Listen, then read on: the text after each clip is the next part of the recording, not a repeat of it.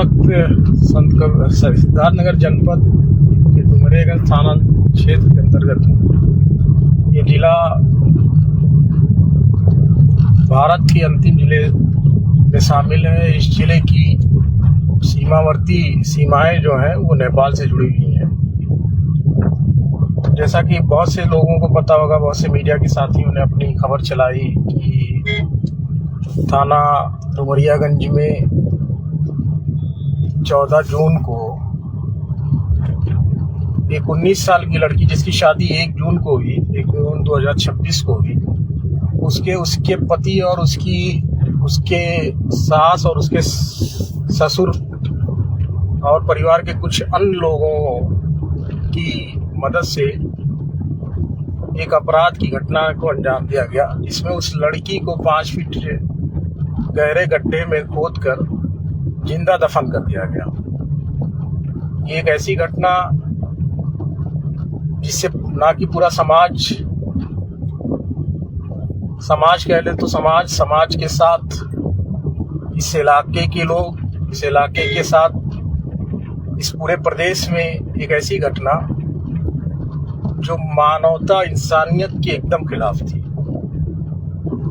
एक लड़का जिसने 1 जून 2026 को शादी की और उसके ठीक 40 दिनों के बाद उसी लड़की की उसने हत्या कर दी।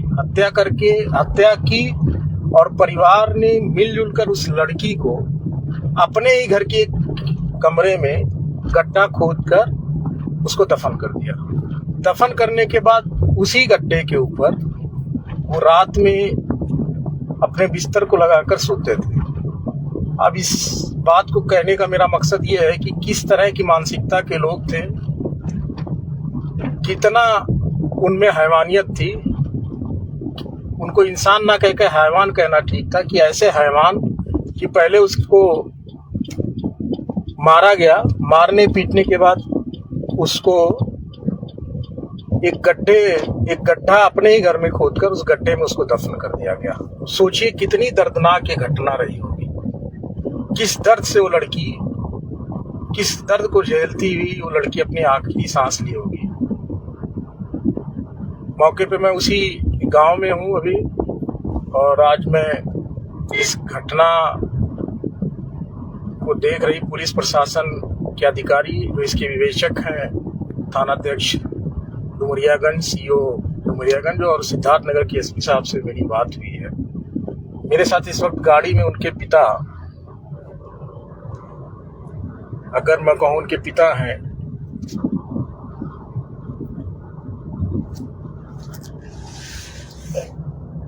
उनके पिता बैठे हुए हैं और तमाम परिवार के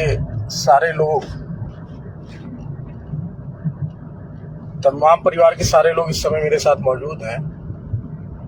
अब सोचिए एक पिता जो इस वक्त गाड़ी में मौजूद है, वो हार्ट का पेशेंट है और सदमे को बर्दाश्त नहीं कर पा रहा है, अपनी बात को कहने में असमर्थ है, अपनी बात को रखने में असमर्थ है। उसके बच्चों में सबसे बड़ी उसकी बेटी थी और पहली शादी उसने अपनी बेटी की और एक हैवान जिसने अपनी पत्नी कह लें, क्योंकि पत्नी थी वो उसकी वैधानिक तौर पर, इंसानी तौर पर और मजहबी तौर पर, उसकी हत्या की। और हत्या के बाद पूरे घर ने एक प्लानिंग के तहत, एक षड्यंत्र के तहत, एक कॉन्स्पिरेसी के तहत उसको अपने ही घर में दफन किया और किसी को पता तक नहीं लगने दिया। दुस्साहस उनका ये रहा कि पहले तो हत्या करने के बाद जिसको उन्होंने मारा उसी के खिलाफ वो थाने में गए और थाने में जाने के बाद उस पर इल्जाम लगाया कि वो लड़की जो उसके घर की बहू थी, उस लड़की ने उनके घर में चोरी की और चोरी करके घर की सारी नकदी और जेवरात लेके भाग गई। खैर, प्रकृति का नियम है कि अगर आप गलत करोगे तो कहीं ना कहीं से आपका जो है राज खुलेगा, और ऐसा ही राज खुला।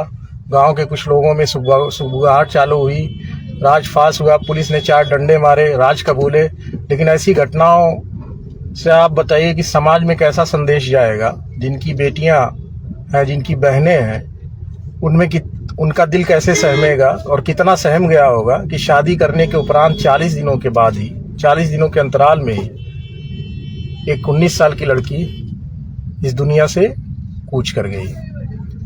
मेरा सीधा कहने का मकसद ये है कि ये समाज में एक संदेश, एक तरफ तो समाज सहम भी गया और दूसरी तरफ ये संदेश भी गया कि ऐसे हैवान हमारे बीच में रह रहे हैं, ऐसे हैवान हमारे बीच में पल रहे हैं। मेरी गुजारिश है कि अगर ऐसे इस तरह के कुछ लोग अगर आपके पास आसपास भी रहें तो उनका विरोध उतना ही जरूरी है जितना आप अपनी बेटी के ऊपर हुए जुल्म के खिलाफ विरोध करते हैं। ये संदेश बहुत बुरा है इंसानियत के लिए, देश के लिए, प्रदेश के लिए, इलाके के लिए और धर्म के लिए भी। तो ऐसी घटनाओं की मजम्मत है। और ये बात है, भले ही एक परिवार बहुत गरीब है, बहुत समाज के उस निचले तबके से है जहां लोग सुबह जाते हैं और शाम को अपनी रोजी रोटी लेके आते हैं, तब अपने दैनिक जीवन को चलाते हैं। ऐसे लोगों की लड़ाई लड़ना हमारा फर्ज है और इनके लिए लड़ाई लड़ी जाएगी। और ऐसे हैवानों को कानून के दायरे में अगर फांसी की सजा है तो फांसी के तख्त तक पहुंचाने का काम इंशाल्लाह किया जाएगा। और आप लोगों की मदद की इसमें ज़रूरत पड़ेगी। तो आपसे गुजारिश है कि ऐसी कोई घटना हो, कहीं भी कोई घटना हो, तो ऐसी घटना को नज़रअंदाज ना करें और उसके खिलाफ आवाज़ उठाएं। शुक्रिया।